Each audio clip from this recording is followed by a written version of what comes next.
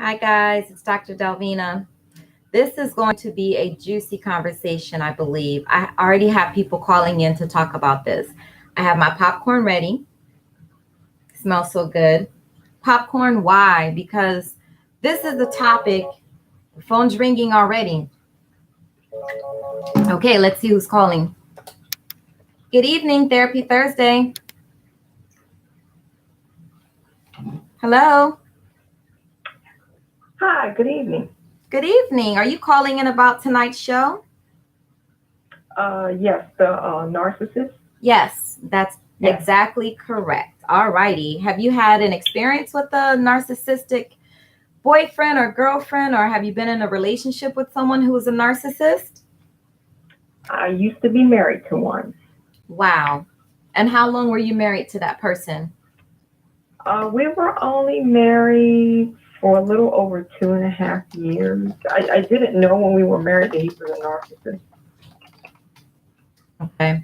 And so, we just opened the show, but this is great because I rather have someone with the real life experience who can share their experience versus me just describing what these people are like or what narcissists are like. So let's go with your real life experience. Tell me, you said you didn't know he was a narcissist. I guess, how long did you guys date before you got married? We dated probably about almost 2 years before we Okay. got married. And we were both, I'm former military and he's still active duty. So we were both in the military. Okay. And so while you were dating this person, was it a long distance relationship? Was it, were you in the same city? Yes, we were in the same city. Okay. And so you saw him frequently, yes? Yes. Okay. So during the courtship, while you were dating, were there any red flags that you were able to pick up on? Yes, there were absolutely. We would break up and make up, break up. But I was in my 20s then, and I didn't.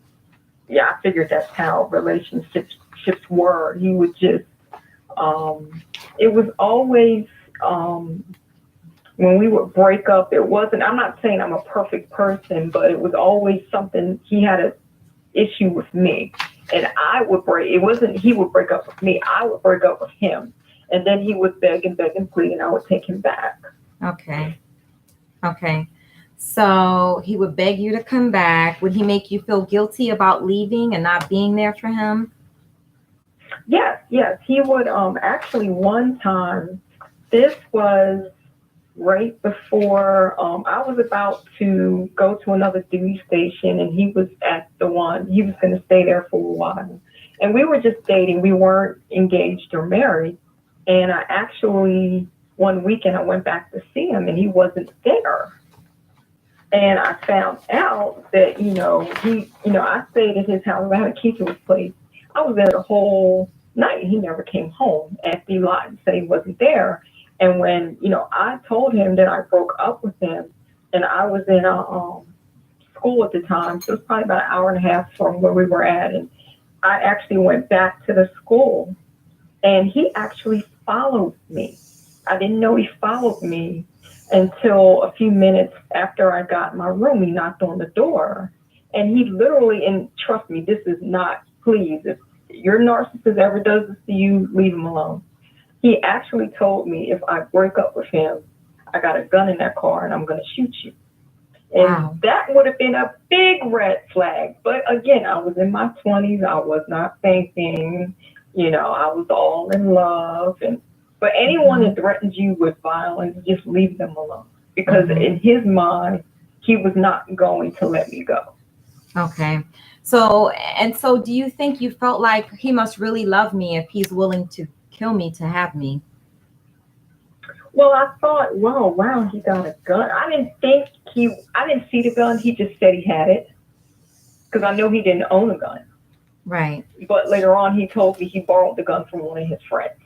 Mm-hmm. And I was like, you had a gun? Because I didn't take him serious. I didn't see the gun. I didn't Mm-hmm. take him serious. Like, oh, yeah, right. You know. Okay, so you already sort of described some of the behaviors that are exhibited by narcissists. I want to, and so that was at during the time of you attempting to break up with him, which, guys, breaking up with a narcissist is very difficult to do. But I want to sort of say that let's back up and go back to the beginning when you were dating him and courting. You said that there were a few red flags. In the beginning, can you recall some of those red flags in your relationship? I can help you with some Well, questions. If okay.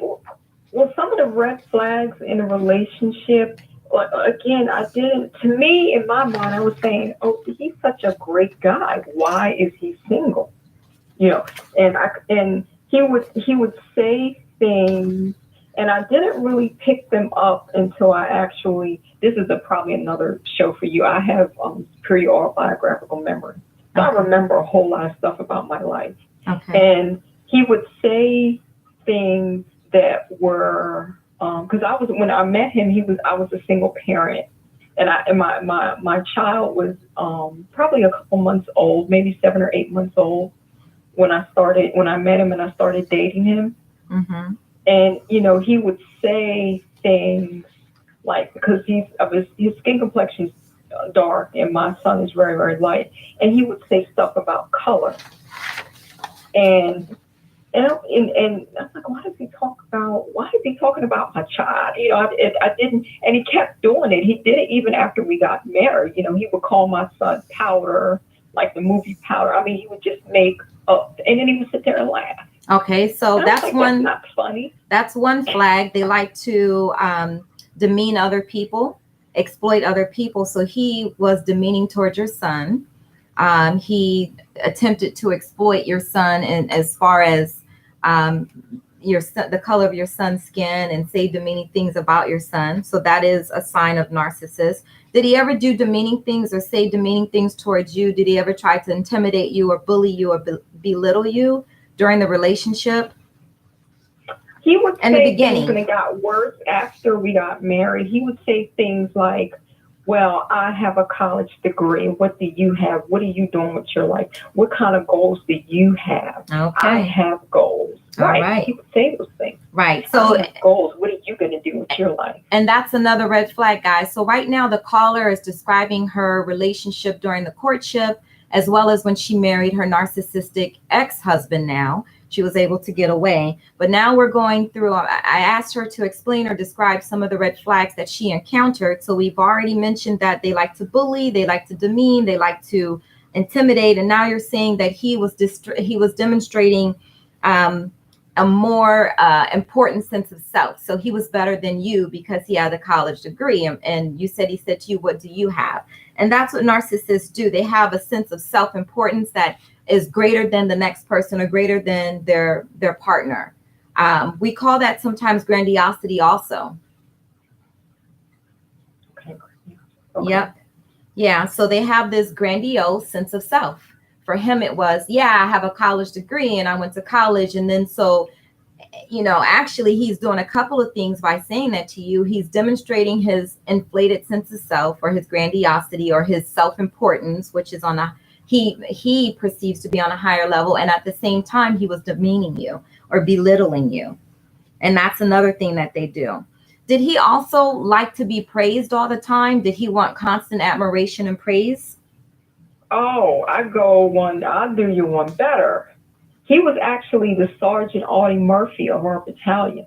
And the Sergeant Artie Murphy Award is the most difficult military board that you can go to because it's Army history. You have to know all of that, and it's a very difficult board to pass. And not many sergeants can say that they have won the Artie Murphy Award. So because he was Artie Murphy, he was put on this pedestal by everybody. Okay. All right. So that didn't help that the people around him fed into his need to feel superior, because narcissists also like to feel superior and they feel entitled to certain things. They feel entitled to be treated a certain way, to be regarded a certain way. That's another sign that you're dealing with a narcissist. And they have an exaggerated need for attention and validation. And in you describing him, it sounds like that was your ex-husband. Was he a perfectionist? Yes, he was a perfectionist.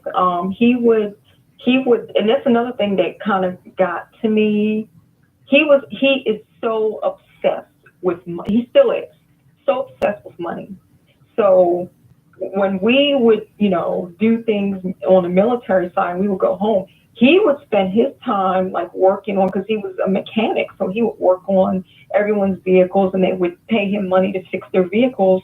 And then he was renovating his house, and he did it all himself. So he did all of these things when he wasn't at work. And, I was, but you're not spending any time with me. Well, I'm trying to make some money. It's I. Right. I'm making some money. I mean, come on. I'm just trying to, I'm making money on the side. I'm not sitting around doing nothing. I'm making money. Gotcha. Yeah. So, other signs, guys, that you're dealing with the narcissist is, we just discussed the perfectionism, the need for control. So it's about all the things that they want to do. It's not about the team. So for her and her relationship, it was more about him and his needs. And he exerted that control over their relationship. Also, other signs that you'll see: lack of empathy. And you described that when you said that he would make fun of your son and laugh about it. He lacked empathy. So meaning they have no feelings towards another person. You know how sometimes we'll say, oh my God, I feel so bad for him, or I feel so bad for her. Narcissists don't feel bad for anyone. They don't feel, even the one that they can't claim to love, they don't feel bad for them. They have no empathy. There's no such thing as placing themselves in another person's shoes.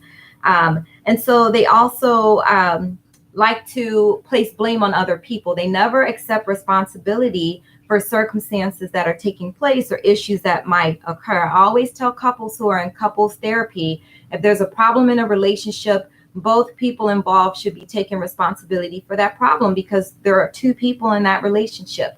But narcissists can't do that. With narcissists, it's always the other person's fault. Did you ever experience that with him? Well, with him, he would, and another thing, another problem with red flag, he didn't have friends. Oh, He yeah. didn't, That's a red flag of a lot of personality disorders, not just narcissism, but yeah, not having friends. Yes. But he only befriended people that there was always something wrong with them. Yeah. Either financially or, Right. So they kind of like looked, like you said, they looked up to him. He exerted his power and control over them. They were people he could control or look down on. Even to this day, I've known him 20 years. He doesn't have any friends. He still doesn't have any friends. Yeah. Wow. And he still does. Oh, I'm sorry. He's still what? I'm just saying he still doesn't have any friends. Okay. The other thing, guys, narcissists, they lack boundaries. So they will say and do whatever they feel is necessary to control a situation. There are no boundaries. So we just went over some of the signs that you're dealing with the narcissist, some of the red flags that you might see in a relationship. So when you see these things early, the best thing for you to do is to run, not to stay in the relationship. It is very, very time consuming and takes a lot of energy to manage a relationship you're in with certain personality disorders. I mean, personality disorders in general can be a lot of work in a relationship. But when it's something like narcissism or a personality called borderline personality disorder, you work really hard in managing that relationship. So you do have two options in these types of relationships: to stay or to go. If you stay, then you have to understand that if that person does not acknowledge that they have a problem, or if that there's personality issues that they have to work on, it'll always be you compromising every time. Is that what you found in your relationship? Right. Yeah. And after we got married, he said things like, I had issues. I got a military chapter out for my back pain, and he would say things like, well, if I didn't know when I married you that you were going to be this sick. He actually told me that. And I said, what did you just say? Why did you say that? Oh, I'm just saying. And so he would always tag, oh, I'm just saying, on the end of when he said something bad. So he said, I wouldn't have married you if I knew you were going to be this sick, or I didn't know you were.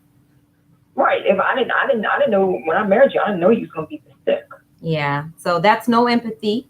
Again, but demeaning, belittling. Now, so I got a better one. Better one. I had a cesarean section. So he actually told me, when I looked at that scar, it it just Oh my makes me gosh. sick. It is so disgusting Oh my because that is gosh. what something some other man, that scar is there what some other man did, and I Oh. had nothing to do with it. And you know what? And so, guys, this actually is a segue into a discussion about how how abusive can a narcissist become, or can they be? Narcissists can be physically abusive, definitely emotionally and verbally abusive, because remember what I said, they lack empathy. So they don't care about how you feel when they say certain things. If they feel it's something they need to say to control you, or I have something else for you.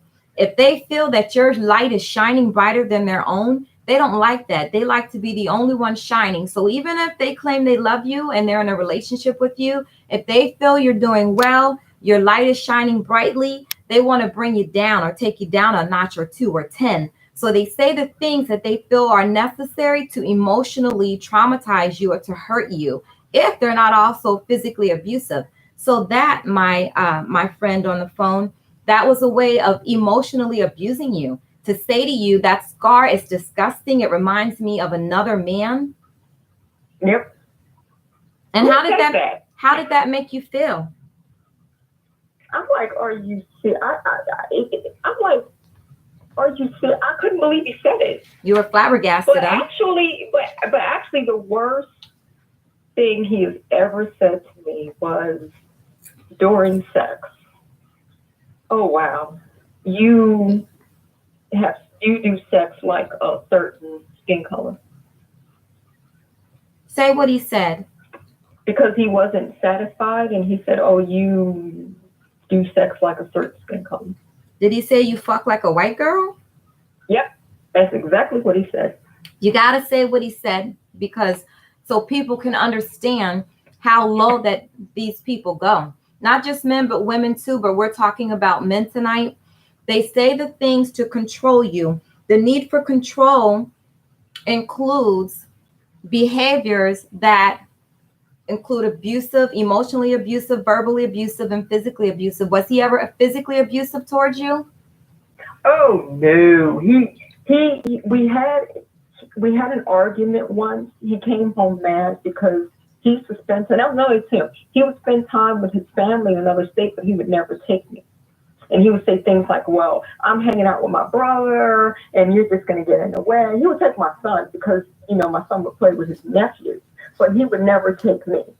Oh So my he would go there. gosh. So she did something idiot. My ex-sister-in-law did something stupid, like took money out their joint bank account, and he came back mad. Now, he got in my Oh, face, but I reminded him who I was and who my family was. So, no, he's never put his hands on me okay. So, because he didn't want to deal with my family. not taking you to spend time with his family was his one of his ways of making you feel, or trying to make you feel insecure. I don't know if it made you feel insecure, um, but not taking you to meet his family was a way that he used to try to make you feel insecure, to make you feel less confident in your relationship. That's another thing, guys, that narcissists will do in a relationship. Now, a lot of people will ask, well, what makes a person this way? So, in general, personality disorders are a result of how someone is raised or how someone is reared, a person's childhood. We don't diagnose personality disorders until the age of 18 or after. So, what happens during a childhood, those things affect a person and their and how they relate to other people. And so, tell me about your ex-husband. Did he have what was? Do you know what his family story was, or his family background?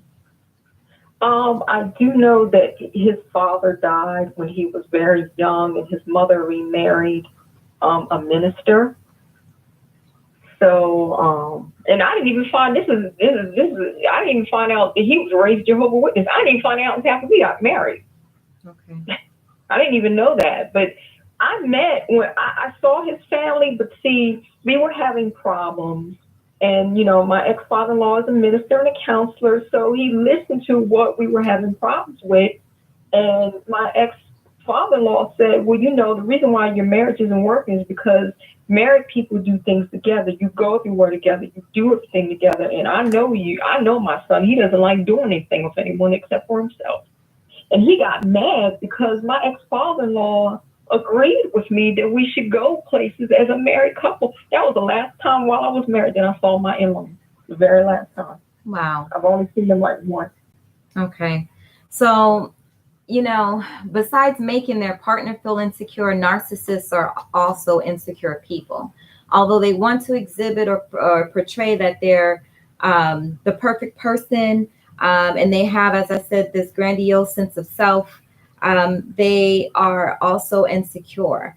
Um, did his childhood ever make sense to you? Did you fully understand, or did you feel like at times he hid certain aspects from his childhood?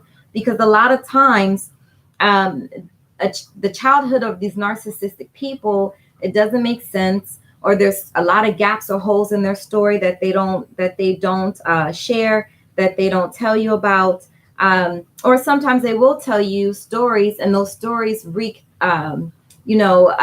definition or examples of the person being neglected, not being cared for, not being loved, whether it's from the father or the mother or both.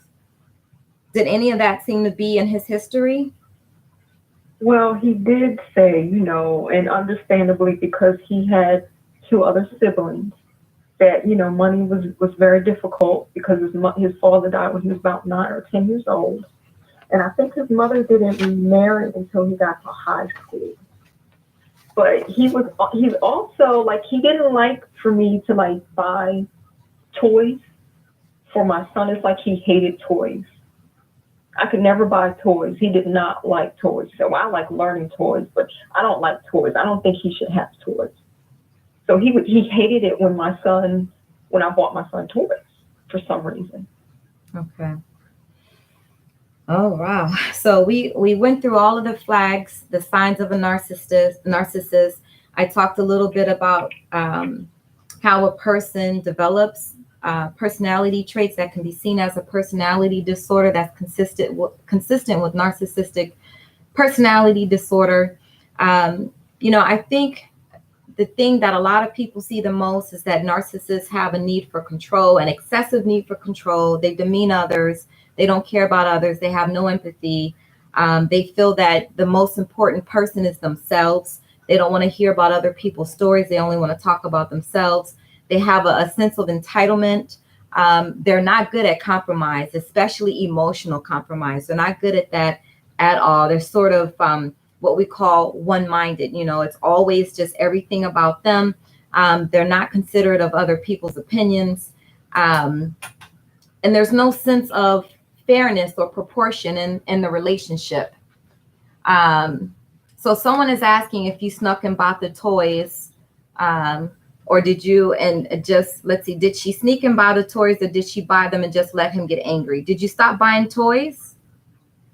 I bought, when my son was 2, that was when the Teletubbies were out, and I bought all 4 Teletubbies because he loved them. And I found out later, like years later, that because my ex-husband hated those Teletubbies. And he actually threw them away. Them Teletubbies was like over $100. That was a lot of money. Like back, when you're a single parent. Mm-hmm. And I spent over $120, $130 from Teletubbies. And he actually threw them all in the trash. And I didn't find out until my son told me like years. I said, he did what? I was wondering what happened to them. One day they just disappeared. Oh, so you didn't know. He threw your son's Teletubbies away, and you didn't know. Yep, he threw them away. And your son never told you? Well, he didn't tell me until like a couple of years that went by. They just disappeared. I didn't know what happened to them. And he said, "Oh, Dad threw those in the trash." Oh, maybe he thought you knew. No, yeah. And he said he said it as if I thought I knew. I was like, what?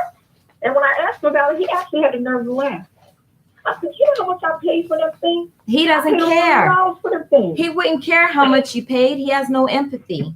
So, narcissists are bad news. I want to be very explicit about that. Narcissistic people, not just men, but women as well, they are a lot of work. And if they're not willing to go to psychotherapy or to see a mental health professional, guys, your relationship will always be a challenge. It'll be a challenge to love them.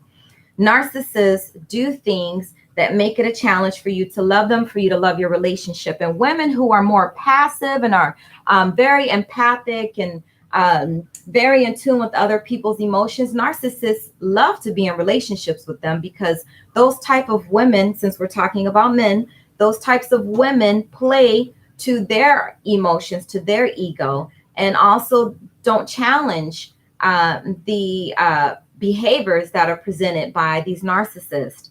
Narcissists can frequently threaten you, say things like, I'll walk out this door right now, never come back. Or, this is the best relationship you ever had. And if this relationship ends, you'll never have anyone else. They'll tell you in the relationship anyway, it doesn't matter. You won't find anyone else. I didn't need you anyway. Things like that. They'll say things to try to threaten you. You better stop or I'll swear out. And so just like you said, caller, he threatened to kill you with a gun. So he was to the extreme with his control and his threatening and his threats. Narcissists also like to try to make you feel guilty. They say things, they bring up the past a lot. They try to say things to elicit guilt from you, even if they have to conjure or create scenarios, even if they have to make things up. Did your ex ever do that to you? Well, I do know that as far as, I used to say, because I didn't know when we were married, he was a narcissist. I used to call him my black Adon. And afterwards, I said, you know what? You're not a black Adon. He literally, his feelings were so hurt. Oh, yeah. You called me, you said I was a black Adon. I said, no, you're not. And he was really, really hurt. And he looked like he was about to cry. He wanted to stay on that pedestal, and he's narcissists are entitled. So the smallest things, such as you calling him a black Adonis, he feels entitled. He wanted to still maintain that title or that label. And when I left the military, I got a job and I bought my house. I was 30 years old, brand new house, my own house. People usually congratulate you on buying a house. He said, oh, this looks like military quarters. Oh, wow. I mean, I'm just saying. Yeah. I've never, in 20 years, I've never heard him say, I'm sorry or I apologize. He's never said those words to me. Remember, I said they have no empathy. There's no emotional compromise there. So everything is about them, and they like to make you feel like trash. They do and say things to make you feel belittled and demeaned, and to control you, to be abusive. They believe they're special, but you're not special to them, right? You never felt special in that relationship, did you? But I bet you he felt that he was someone very special. Yeah. How about? Well, go ahead. Well, I'm sorry. No. Well, he would always say the reason why, and he told me this after we got married. The only reason why he married me because I'm what the type of woman that he wanted to marry looks like. He said, he only married you because of what you look like. That's the only reason why I married you. Because of what you look like. Okay. So something superficial. Well, so I said, we're not friends. You don't like. He said, well, I like you, but you're everything. And even his wife, and I think that's why he still talks to me, because I don't kiss his behind. I will tell him, go somewhere. But his current wife, she's very submissive to him, even though they don't live together. That's another story. But yeah, they don't live together. They've been married for 11 years and they don't live together. Did you ever find that your husband had labile type moods, meaning one moment he's super happy and enjoying himself, but then he could go to being angry or being sad? Did he ever kind of fluctuate in his moods? Well, not so much to an extreme happy to sad, but there were things that, to me, it was as if he was bored. So he only had interest in things that he liked. But if there was something I wanted to do or something I wanted to do as a couple, he showed zero interest in it. And he would actually be a jerk. I mean, one time with 98, we went to Essence Music Festival, and he literally walked out, and I'm sitting here looking for him, and I thought he left but he just left me. I met up with my female friend, but he wanted to tag along because he's tagging along. He just being jealous boyfriend. Right. And he was moody. He was mean. He was very nasty towards everyone. I mean, and he just made the whole ordeal and I didn't even enjoy myself. Okay. So But moody. he does that a lot. Right. If it is anything he wants to do, Mm-hmm. he's not happy. He's very, or he'll sit and he'll talk about people and he'll laugh and he'll make jokes. He'll talk about different people that are there and how they look and Right, right. Yeah, so that's that moodiness. They go from being one way. You said he was moody, from one mood to another type of mood. Sometimes people say being hot and cold. So we gave you plenty of examples of how narcissists exhibit their behaviors or their traits um, of narcissism, Or even if we basically. cuddle, if he didn't want to cuddle, he would push me off. He would Okay. literally push me off. Okay. So I like to keep these sessions short, guys, because attention span of folks, it's not that long, and narcissism is actually a very in-depth. Um, we can have a very in-depth conversation about narcissistic personality disorder. Of course, the symptoms and the traits and the behaviors are similar for both men and women. I don't want people to think that I'm saying this is something that just occurs in women. I mean, in men, it occurs in women as well. I really just wanted to go over what you'll see or the signs you'll see if you're in a relationship with a narcissist. And the caller described very well some of the behaviors that they sometimes display. Of course, sometimes people can do some things and not the other things, but for the most part, the theme here is that narcissists, everything is about them. As far as emotions, the things that they're doing, they always want to be complimented. They feel they're more important than everyone else. They'll always make the situation or the story or the world revolve around themselves. And to do that, they'll exert an extreme amount of control to create that scenario for themselves, even if that control includes being emotionally, verbally, or physically abusive towards the people they love or that they claim to love. I was eating popcorn and just spit out some popcorn. So you guys get it. Caller, I'm glad that you called in so that we had some real life examples of how your ex-husband's personality manifested in your relationship.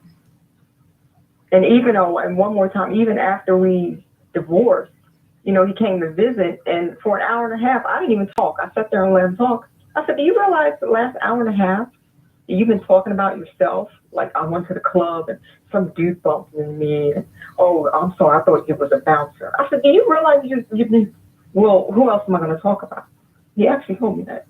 Yeah, and that's what they do. So we could have another conversation if you're in one of these relationships on how to end a relationship with a narcissist. At times it can be dangerous, as the caller described a few moments ago when she mentioned breaking up with her ex-husband, who was at the time actually her fiance or her boyfriend. I believe you guys hadn't married yet. And he threatened to go to his car and get a gun and kill her. So it can get a little dangerous with some of these guys because sometimes the personality traits that they have not only include the narcissism, but also something called antisocial type personality traits. They can have a little bit of both. In layman's terms, antisocial is a psychopath or sociopath. Okay. So when those two things are combined, it can get a little dangerous. That's when they become physically abusive, not just emotionally controlling or emotionally abusive or verbally abusive. Someone said, "I've never been in a relationship with a narcissist. It sounds hard." It is very hard, very hard. As I said before, being in a relationship with someone who has a personality disorder, people can have what we call maladaptive personality traits or bad traits. But when it rises to the level of being a disorder, that means it's intrusive to someone's day-to-day functioning in their life, at work, with family and friends. And in your example, caller, with your ex-husband, you said he didn't have any friends and he still doesn't have friends. So that is definitely a red flag that someone has a personality disorder, because nobody likes their ass, And that's what happens is they push because of how they behave. They push people away all the time. So, guys, I could go into what happens when you're in that relationship and how you end a relationship when you're in a relationship with a narcissist. But as I said, I want to keep things short. And there will be a part 2 on narcissistic relationships. And this time, hopefully a man will call in and talk about a woman who he was in a relationship with who was a narcissist, because I did get some slack about that. Some guys were offended that I wanted to talk about narcissistic men. Caller, I have one last question for you. Mm-hmm. Did you ever feel like your ex-husband loved you? Oh, of course not. I mean, I know he says it like, right now, because I still I keep in touch with him, but, when I keep in touch, but of course he always tells me what's going on. He never says, how are you? I've never heard, hi, how are you doing? How's your day going? How are you feeling? I had went through some health problems. I had suffered an embolism, and he actually said, oh, don't worry about it. You should push away the people who care about you. I'll take care of you. But this is the same person that said, I didn't want to. And I said that. I said, but this is the same person that said, I didn't think you're going to be sick. Well, yeah, I didn't think you're going to be that sick, but yeah, I'll take care of you. But he's only saying that because, he still wants me. He's not taking care of me for me. He's taking care of me for him. Sure. It all has to do with him. Exactly. And that's what it is with narcissists. Everything is about them. The world revolves around them. Well, thank you for calling tonight. I appreciate it. Thank you. Okay. Congrats on getting away from him, by the way. Oh, thank you very much. I'm glad I did. And I'm glad I actually figured out what that is. And going forth, I will stay clear from men like that. Really quickly, have you encountered other people who had similar signs or behaviors and you knew not to engage them? I have met some men that are, I've had boyfriends on and off. My ex-boyfriend wasn't like that, but I have met men, I developed interest in them and they have interest in me. But when I get to know them, I start to see traits from that I had dealt with my ex. And, I was like, yeah, this isn't for me. For some reason, I attract narcissists. I don't know why. I wish you had a segment on how do women attract narcissists. I mentioned something about 10 minutes ago about who narcissists are attracted to. They're attracted to empathic women who are emotional people who you have empathy for others. They like that because they know that you'll give them, the narcissist, the extra consideration and admiration and attention that they seek. You'll ask them what's wrong. You'll stroke their ego. You'll make them feel even more empowered and more important. You help with inflating that false sense of inflated self-esteem they already have. So narcissists like being around certain personality types because they're able to control them better. They feel better around them because the women who are stroking their egos and being very sensitive and nice to them, they typically won't confront and say, hey, you're going too far. I don't like what you just said to me. A narcissist is not going to deal with a woman who is very vocal and will confront them on certain things. They just won't do that. So they prefer someone who's more passive, someone who's very empathic, someone who's very emotional, and someone who's very who might coddle, someone who's more maternal-like. So your personality type is what they look for. And I was a single parent too. Yeah, I think he's one of those guys that like single parents, single mothers. Well, so unless he wants to date someone who already has a husband, you're saying someone who has a kid already is your point? Right, because I noticed that the women that even his ex-girlfriend after we divorced and the woman he's married to now, he dates women or with women that are not doing well financially. So he can say, okay, I'm up here, you're down here. So we discussed that too. They like to feel empowered. They like to be more important. They also like to exert control. And so they want to feel like they're better. And that's why, as you said, the people in his circle that he chooses to befriend or chooses to associate with, they have problems or difficulties in life because it doesn't challenge his own ego. They don't like to have their egos challenged. They want to be the better person in the relationship. They want to feel like, I should say, they want to feel like they're the most qualified or the better person or the best looking or the most financially stable, or they want to be on top all the time. So they'll associate themselves with people who may not be doing as well. So that's their MO. Thank Yeah. you. Okay. Thank you very much. Have a good night. Thank you. You too. Bye bye. Okay, guys. So there's a lot of information regarding narcissists. We went over just a few things, such as the red flags, some of the behaviors, what you'll see in a relationship when someone is a narcissist. And we had a caller call in, and she described her relationship with a gentleman who was or and is a narcissist. I don't really want to go into how to break it off with someone when you're in that type of relationship or what a narcissist can do, the treatment, those sorts of things. I won't go into great detail. Maybe that could be a part two. But psychotherapy, basically sitting down with a professional who is skilled in dealing with personality disorders, would be the best thing. Sometimes they need medications, especially if they exhibit some unstable mood symptoms on a consistent basis or have a lot of anxiety or nervousness. I want to bring attention to my t-shirt tonight. The future depends on what you do today. So your future depends on what you do today, right? So the work that you put in today will influence what happens tomorrow and the next day and the next day, or even a year from now. And I'm wearing my suicide prevention jacket tonight. September starts Suicide Prevention Month.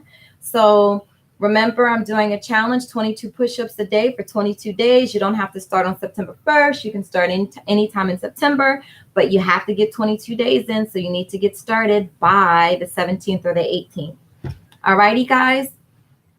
I will see you later. And remember, brain love. Have a good night.